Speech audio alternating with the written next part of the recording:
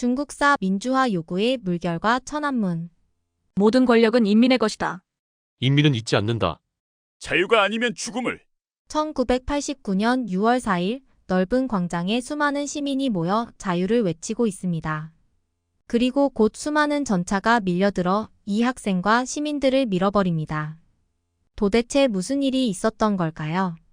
문화 대혁명의 실패 이후 집권한 덩샤오핑은 개혁개방 정책을 주도하며 세계의 중국의 문호를 열고 경제 교류를 시행합니다. 이로 인해 지식인과 대중을 중심으로 서구 세계와의 접촉이 광범위하게 이루어졌으며 자유와 민주화를 향한 이들의 열망 또한 커져갔습니다. 그러던 중 1989년 4월 중국 공산당에서 민주화의 상징격인 인물인 후야오방이 사망하면서 그를 추모하는 인원들이 베이징 천안문으로 몰려들기 시작했죠. 후야오방의 죽음에 수많은 중국 대학생들은 화환을 바치며 천안문 앞 광장에 모여들었습니다. 그들은 후야오방을 추모하며 당에서 그를 재평가해 주길 요구합니다. 그러나 이러한 시위대의 움직임은 곧 민주화 요구 시위로 변하기 시작했습니다. 시위에 각계각층의 시민이 참여하고 전국에서 올라온 대학생들이 합류하면서 광장에는 어느새 100만이 넘는 인파가 몰리게 된 것이죠. 중국 공산당은 결국 5월 20일 계엄령을 선포합니다. 중국 인민군 약 5만 명이 베이징에 투입됩니다. 공수부대와 기갑주대가 투입되었고 군용 헬기까지 동원되어 시위대의 해산을 요구하기 시작했습니다. 그러나 시위대의 완강한 저항과 계엄군에 대한 설득으로 결국 계엄군은 시 외곽으로 철수합니다. 별다른 유혈 사태가 없었던 5월과 달리 6월에 들어서면서 기류가 바뀌게 됩니다. 공산당의 강경파들은 해산을 위한 계획을 짜기 시작했습니다.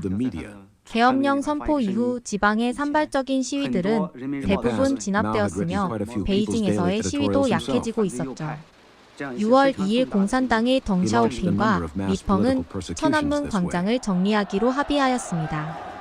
공산당 수뇌부의 명령에 따라서 6월 3일부터 진입하기 시작한 계엄군에 시위대는 화염병을 던지며 저항하였으나 결국 계엄군은 유혈 진압으로 천안문에서 시위대를 밀어냈습니다. 경보병 부대의 진입은 물론이고 기갑부대가 함께 시위대를 진압하기 시작했죠. 인민을 위한 군대가 인민에게 총부리를 겨눈 셈입니다. 계엄군은 시위대에게 전차와 총기를 동원하여 무차별로 발포했습니다. 군인들이 먼저 진입했고 발포하여 시위대를 흩어놓은 다음 전차와 장갑차가 진입했습니다.